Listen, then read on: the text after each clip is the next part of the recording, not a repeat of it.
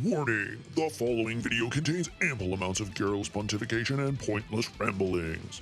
To combat intense bouts of boredom, it has been structured with the talking in the front and music in the back format. Feel free to use the timestamps in the description to skip around. Viewer discretion is advised.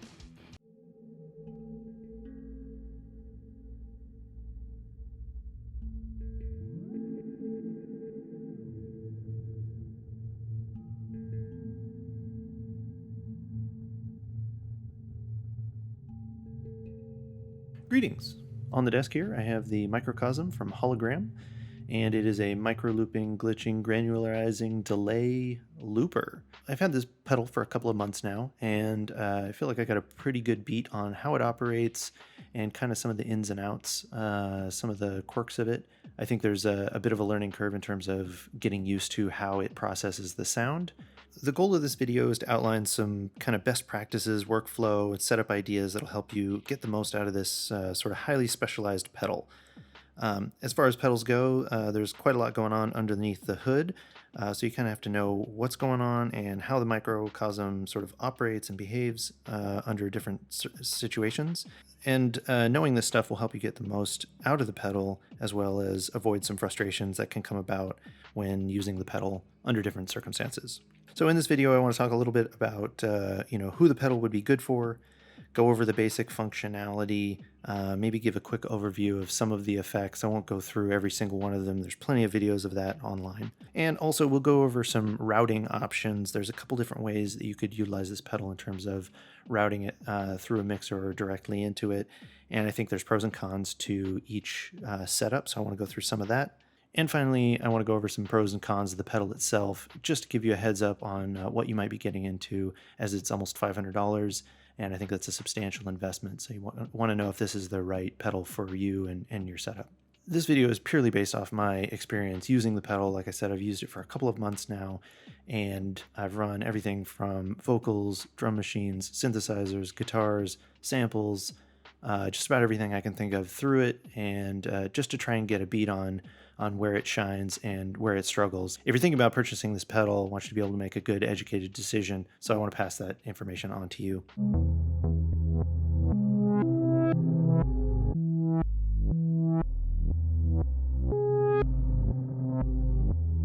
How to kind of think about this pedal. I think that's kind of the first thing to sort of get your head around. I think when I initially got it, I was like, oh, wow, it does like granular synthesis and looping, and it's got glitching and delay and reverb and all this stuff.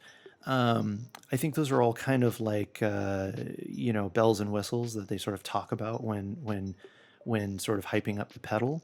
I think at its core function, it's a looper with effects, and I think that it is perfect for making textural elements underneath a main audio source. So if that was guitar, the primary emphasis would be on what you're playing, but this would provide a great sort of underbelly of textures, and you can do that in a variety of ways, and I think it really just kind of creates this bed that you can lay your sound on top of. And I think if you think about this pedal as that type of thing, that's the best way to sort of approach using it.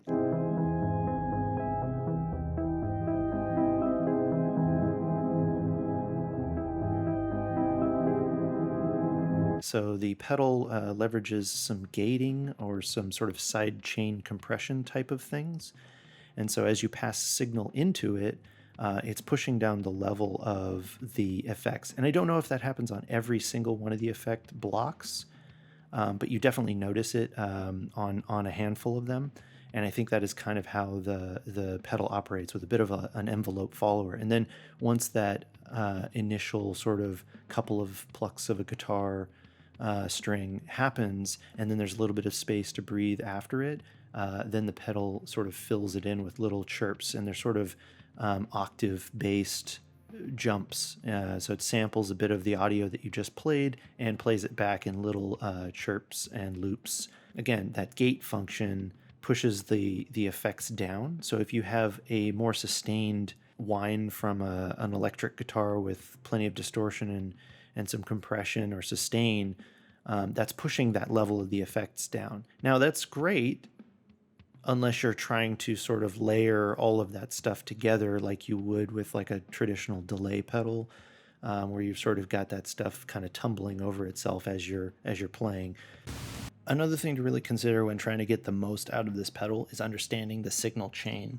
So you really have input, then you have the effects processing, you have modulation, which is kind of like a tremolo effect, you have your reverb, and then you have your filter, and then you have the output. And the looper is either pre-effects or post-filter. It's not record at the end of the filter and playback is at the front of the effects chain. This is a looper pedal, so one of the great features is that it has this looper. I think it's up to 60 seconds of loop time. You can basically run signal in, run it through the effects, and print that to the buffer, and then loop that. Speed it up, slow it down, and then you can reverse that. So whatever you're passing through it has the effects on it, and then it keeps adding those affected tones to the loop. Additionally, with the looper in the effects chain, like I was saying, the looper is either at the end, so your signal comes in, you have to play something, it goes through the effects, and you can record those effects to the loop buffer. And you can keep recording and overdubbing new signal coming through the effects and into the loop. And then you can flip over to pre-effects and put that loop at the beginning of the effects and pass that loop through the effects. But that's kind of where it stops. You can't then again copy the loop through the effects to the loop buffer. So unfortunately, you can't have the record head at the end of the chain and the play head at the beginning to really sort of keep cycling and keep creating new and new soundscapes. You have to kind of keep feeding signal in, record, and overdub to the loop buffer. And then if you want to pass all of that through the reverb, through the effects, you can, but you can't really save that onto the loop itself. So anyway, the looper functionality is pretty cool. I think as far as loopers go, being able to run it through onboard effects is great. I think having reverb built in that you can pass it through is fantastic.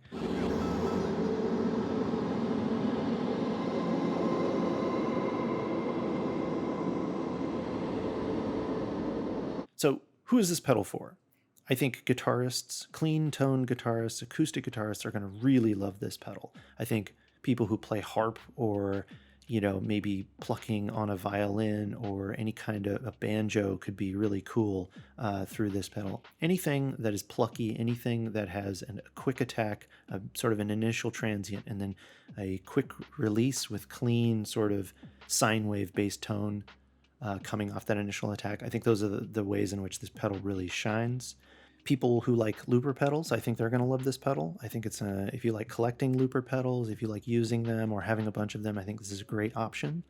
I could see running a chain of loopers into it or being a part of an array of loopers all kind of functioning in different ways.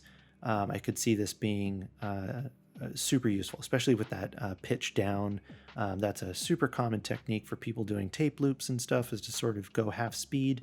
This has that functionality, so it's a little bit like having a portable tape deck that you can kind of do a tape loop on. So I think people who like tape loops and that style of ambient repetitive looping music, I think are going to like this kind of pedal. I think that any synths that bleep and bloop and then have space after them to breathe, I think are going to be, this will accompany that quite well. You might have a sparkle of bleeps and bloops and then some shimmering in with the effects of this pedal as that gate opens up and then allows the effects to come through. People who might want to avoid this pedal, if you're thinking of putting like blazing lead guitar into it, I don't think that you really get the most out of this pedal. I think if you're putting any kind of soloing, harmonic rich keyboard content, synthesizer content into it, I think again that signal is going to be pushed down, the effects signal is going to be pushed down behind what you're driving through it.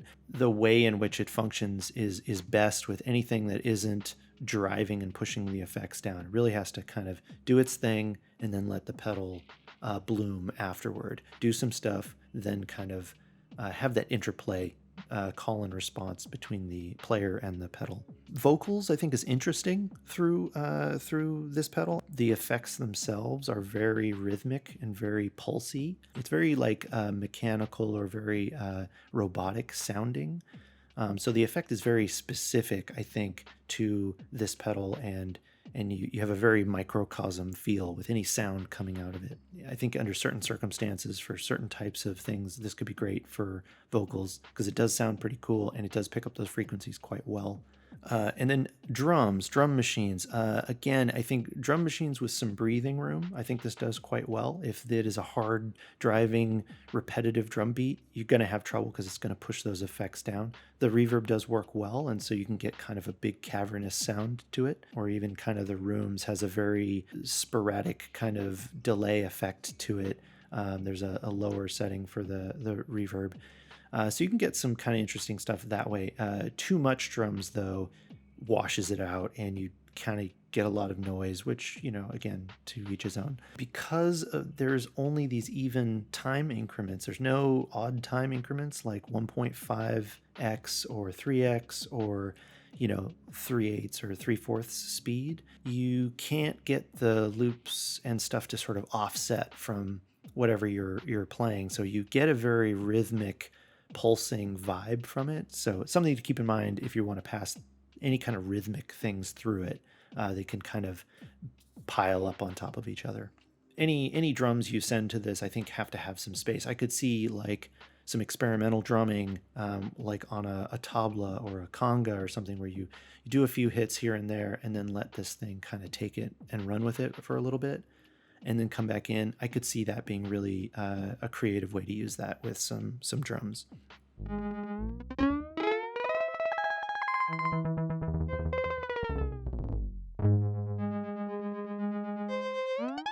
Signal routing options. Let's talk a little bit about how to put this into your system. I see kind of option A and option B of sort of your standard effects pedal type thing, where you either do it directly in and then directly out. And the other option would be sort of an option B, would be kind of your auxiliary send, FX send channel on like a mixer or sort of an ABY pedal scenario, where you are able to sort of split the signal off. I think too, it also depends on what you're passing into the pedal. If you're passing things like rhythms into the pedal, I think you probably benefit from going directly in, because you can leverage a lot of the glitch features, which I think are some of the more cool rhythm-based in-time BPM synced features of the pedal. If you are passing guitar tone to it, I think that it could benefit from the sort of the parallel style setup of recording, because again, you can really craft the sound of the guitar independently from the sound of the pedal. So again, yeah, kind of two real main options, and I want to talk about the pros and cons of each of those setups. So option A, kind of being the in-series direct from your instrument into the pedal and then off to your DAW or amp or mixer or whatever. I think that if it's in line, that's probably the cleanest option. The issue with this pedal is that it is not very loud. And I think part of that has to do with the gating. It is not a very loud pedal. So you're constantly trying to jockey the sort of the effects mix. And you're actually kind of pulling down your signal coming in to try and, you're not really able to bring up the signal. You kind of have to bring yours down to meet it, but you got to do it in the pedal. So I found it very difficult to get the effects volume where I wanted it when going direct in. So the solution to that is your sort of FX send solution, where you go into some type of mixing or a split and you basically have this running parallel to your effects chain or just your clean tone. The benefit of doing it that way is that there is perhaps the way to put in some post pedal volume or even EQ. Any kind of post volume or EQing that you can do, I think, is a huge benefit to this pedal. Now, the caveat to that is this is digital signal processing, it's DSP, and there is a bit of latency, and it's noticeable latency. If you run the parallel sort of effects or sort of your standard FX send style of routing, you are basically sending two copies, because there's the one copy that goes into the machine and it's the digital, the DSP copy, and then there's your clean tone on top of it, which you of course don't have this issue when you're going direct in. But if you're running parallel, you have basically two copies of the same signal. So you get kind of a volume increase with a little bit of flanging. Because there is a bit of an offset, there is some latency. Ultimately speaking, if you do the parallel or sort of the ABY setup where you run both at the same time, I think if you can record both of those independently or have them both sort of output to two different places, that's the ultimate sort of goal, because you can kind of EQ some of this in post, especially if you're in a recording situation. You can EQ this pedal in post. You can boost certain frequencies. I hope that in a firmware, they kind of give a little bit more volume or the ability to maybe get in there. And there is a volume control, but I find that I'm always nearly pegged except for a couple of the effects that come in really hot. I would love a high pass filter on this pedal. Most of the time, I'm looking for extra out of the pedal, a little bit more volume, a little bit more gain. So hopefully they do some firmware updates. It's all DSP, so I don't see why that couldn't be a thing, and add some of that. I think if they're able to do that in this pedal, I think it's going to give the pedal a lot more life and longevity.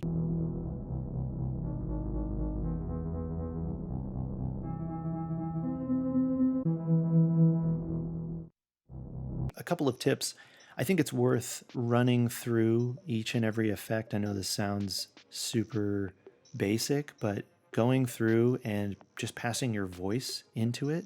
And as you do that, just go through and do a little and just see what happens to that sound as you go through these different effects. I think the human ear is really attuned to the human voice, and you know what it's supposed to sound like, and it's really easy to pick out what the pedal is doing, how long it takes for that to happen, because you can really pick out those individual moments.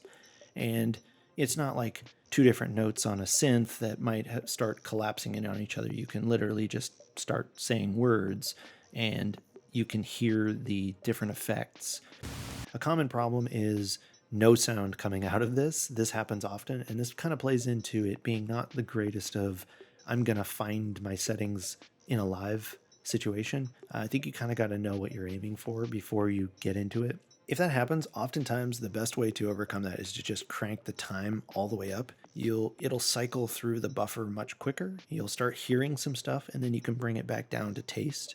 I have found under certain circumstances with this way down low and with the tempo, a lower tempo, say 80 BPM or 70 BPM, it takes forever for it to read the buffer, especially after nothing has been happening, and then add in those effects. So there's this constant running buffer, and it has to fill up before it can sort of start doing stuff. And unlike your typical delay where you'll start hearing stuff quite quickly, it can take a really long time before it's sort of cycled through and gives you something. So you might get something like 30 seconds, sometimes like way later than that, depending on the tempo and the time setting. And again, when you're on these lower time settings, you don't hear a lot of high-end stuff. And so if you're playing, and because it's such a quiet pedal, you don't really hear what's going on. So you might be like, wait a minute, I'm getting no sound. And sometimes literally no sound comes out of it. And I'm like sitting here going, wait, what the heck? And you got to wait for that sort of thing to cycle through. And it really depends heavily on which effect you're on.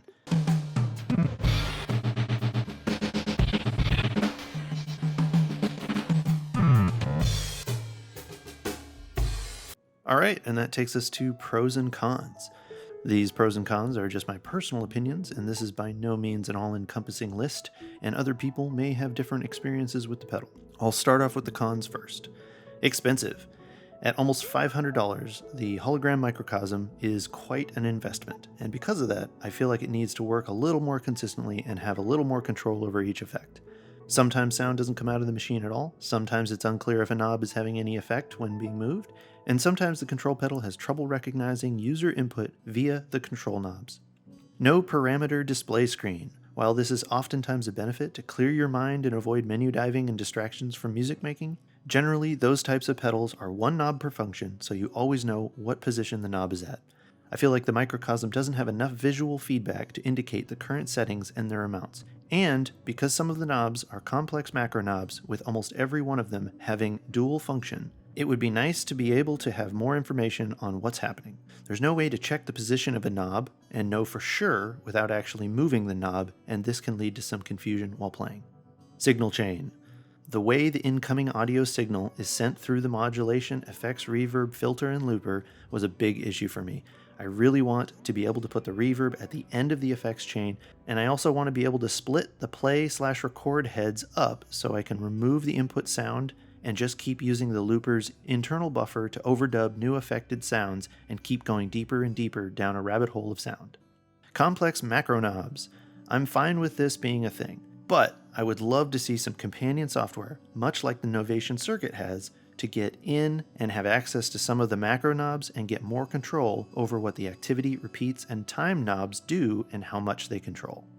Gain or volume. The input signal versus internal signal output volume gave me a lot of issues. I really hope they balance this out and add more gain to the output or the ability to push that up in some way when it gets a little quiet. I did see that some other people on forums were having the same issue, so I know it's not just me. That leads me to the pros. It's digital signal processing, so hopefully it keeps getting firmware updates and more advanced settings like the ability to change the routing and maybe the addition of some extra filters or effects, maybe even an overdrive.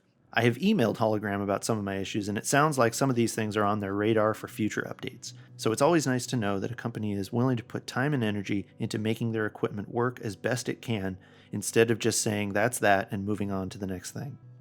Something that I didn't even talk about in this video is that the Microcosm has MIDI implementation and expression input that gives control over much of the internal features of the pedal. That is fantastic. It's a pretty epic looper. As far as loopers go, and as far as loop-based music is concerned, I think this pedal is headed in the right direction. If you like creating ambient music and textural soundscapes, then this is a great tool to have in your kit. Lastly, it's a great place to get started and generate some unique and creative ideas to start a song or to fill out an otherwise dull area in a composition.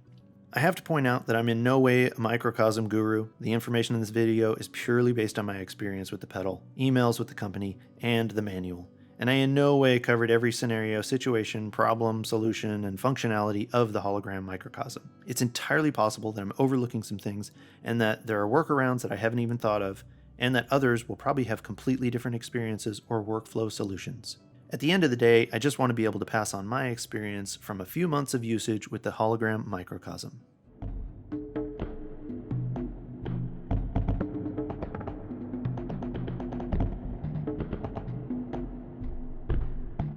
All right, so I got a looper pedal here. I'm just gonna turn on a few things, a handful of loops that I've just kind of pulled some samples from, so some piano, some guitar, some synth soloing.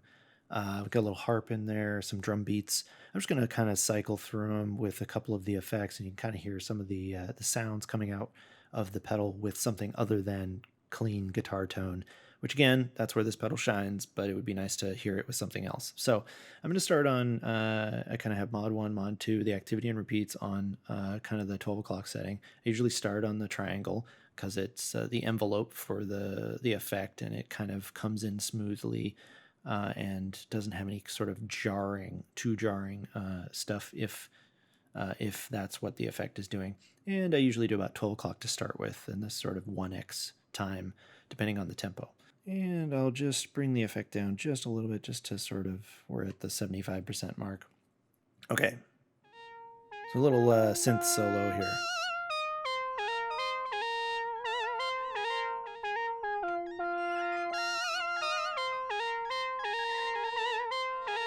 And we can increase the activity, and it should give us a little bit of spread. You get a little bit. It's not like a ping pong delay, but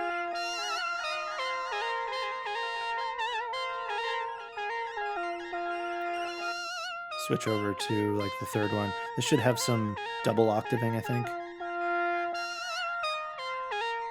Let me switch over to the kind of down ramp, the saw wave one. And this should give a little bit more stabby, pulsy twinkles of the mosaic sound.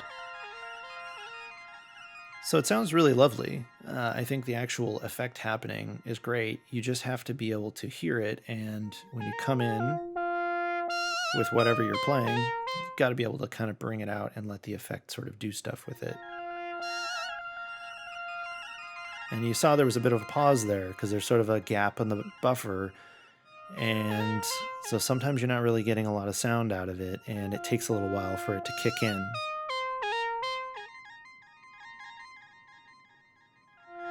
So let's try something else here.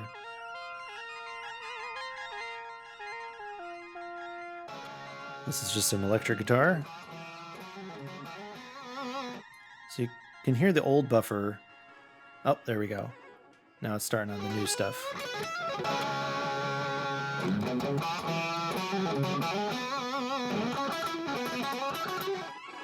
And again, if we drop it out and let that kind of bloom a little bit after, you can hear how playing some notes and then giving some space is really going to let this pedal shine. And we can increase some of this stuff a little bit.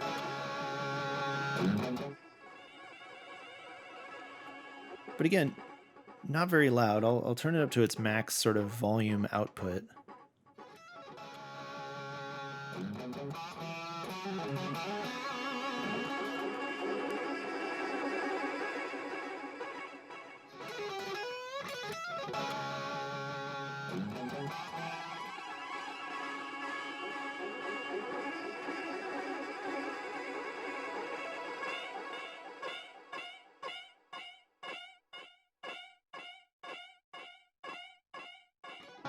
But yeah, it gives you a very microcosm pedal feel. Like that is a very microcosm thing to do.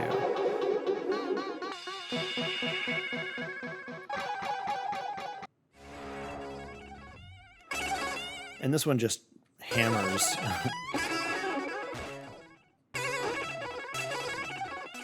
It gives you this kind of pulsing feel to it. Now with some reverb, that can give you a little bit of undulation, and if you have your signal on top, it sounds kind of cool.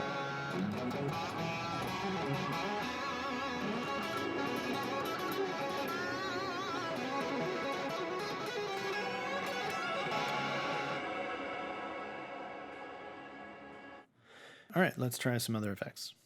We've got this nice little piano loop. We'll incorporate the effect. A little reverb.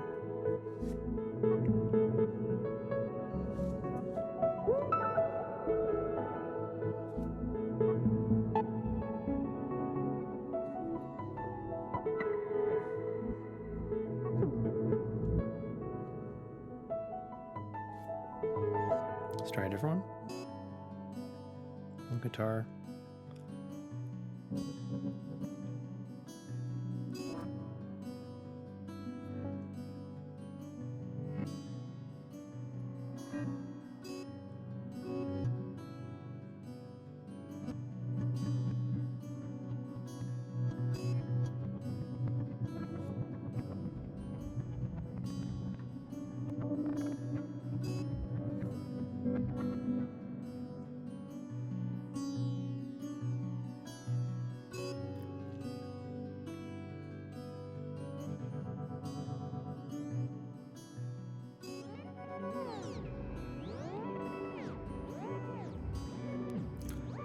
This is one of those effects where I think bringing the Mod 1 activity down all the way really benefits the glide, and you get a much slower glide. I don't really like the violent swing, so this seems to work a lot better.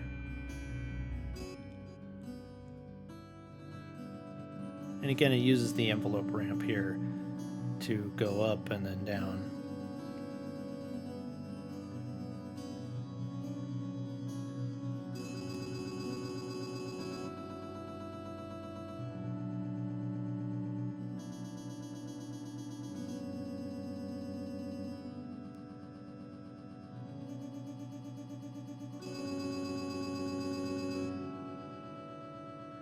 So for like ambient artists, I think that you could really jive with this in terms of feeding it some kind of loop signal, or even using the loop internally and passing them through some of the effects full wet. You can just get these kind of like textural elements, and then you can play some stuff on top of it. Let's try some different ones here.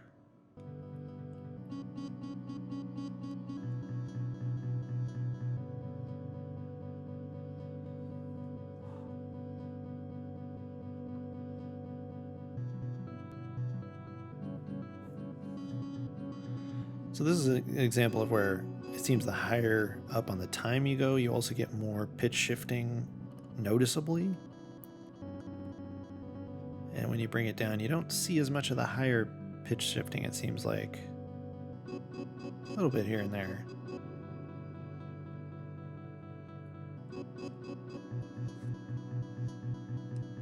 So I find that using the time to really increase the effect helps a lot.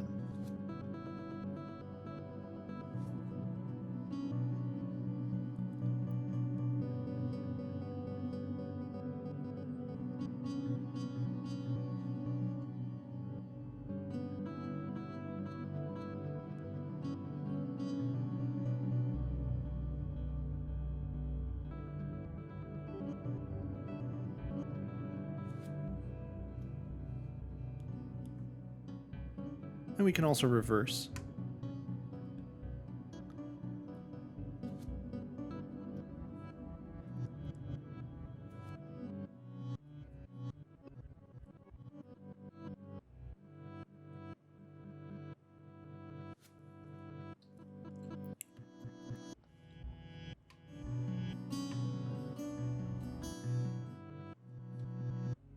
And so right there, you saw an example of I hit shift and I tried to go to the volume up.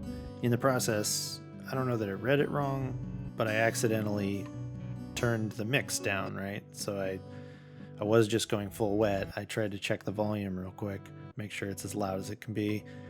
And I accidentally kind of must have had the button off halfway or something. So it's easy to mess up when doing these dual knob things with the shift.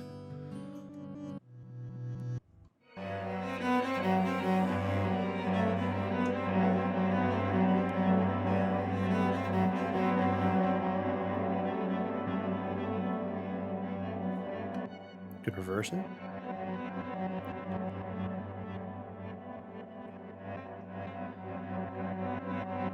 Change the envelope to really emphasize that reverse.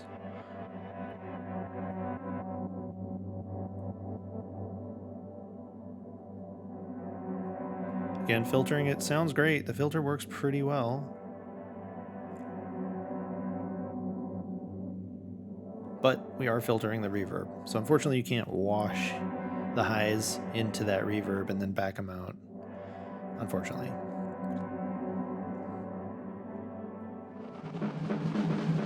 This is a drum beat.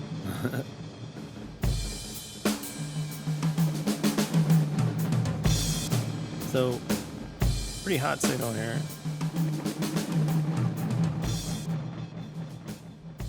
Kind of helps to back that off a little. That seems to be right in here is kind of a 50-50 mix. So just a little bit too much.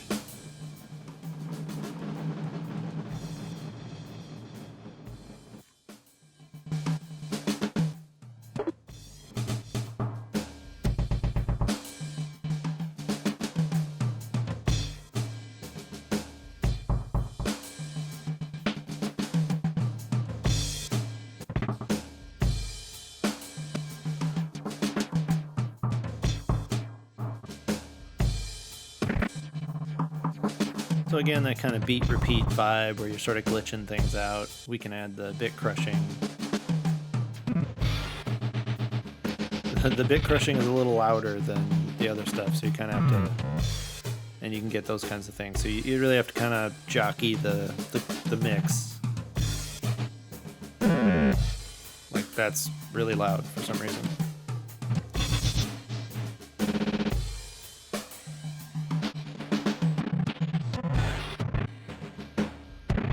And if that's your thing, full bit crushed. And the blocks and ARP do the same thing.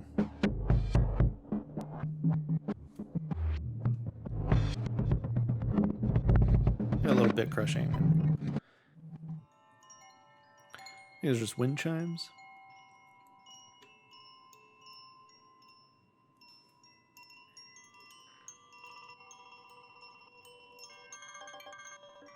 And that is quite lovely.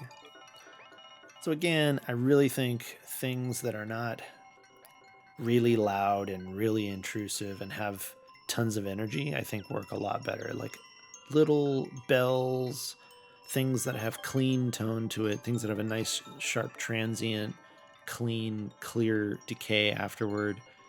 I think the pedal really sings with that kind of stuff. It doesn't get too noisy, it doesn't get too cluttered. You can kind of hear the effect underneath. The drums, it's sort of like it's competing with itself. And in the right circumstances, with the right effects, it can sound pretty cool.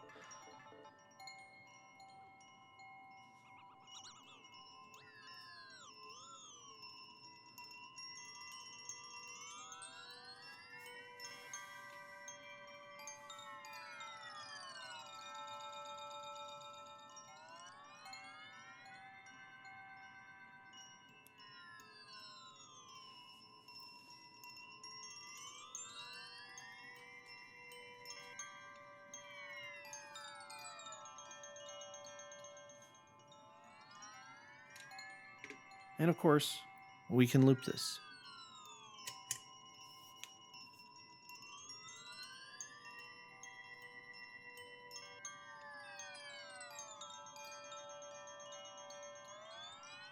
And we can get a nice long loop, and then we can stop, and we can just have that play.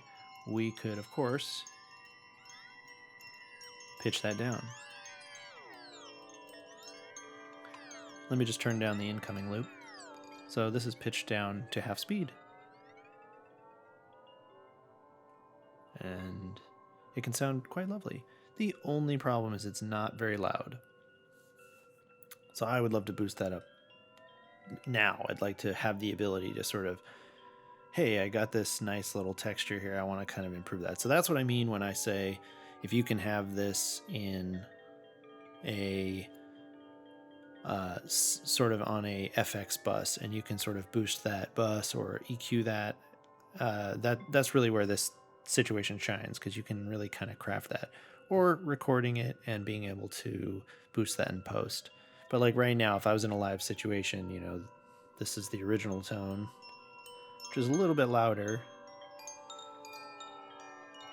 and then being able to boost that up, I think great sound. Just want it to be I want a little bit more gain. Let's reverse it. And we could add. Now, at this point, we can't add any verb because the looper record and play is at the end of the FX chain. We could, however, put that at the beginning.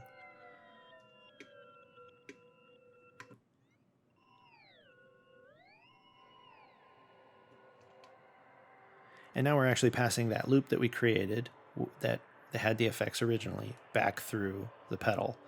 If we don't want the effects, we could just do looper only and just have reverb. Or we can do it as we are now, and we could switch it up and say, have the mosaic going. So we had the original glide kind of going up and down. Then we put that onto the pedal, onto the looper part side of things. We slowed that down half speed and then sent that back through effects, and we switched the effects over to the mosaic. So the original half speed tone is now being sent through the effects. And again, it gets a little bit quieter.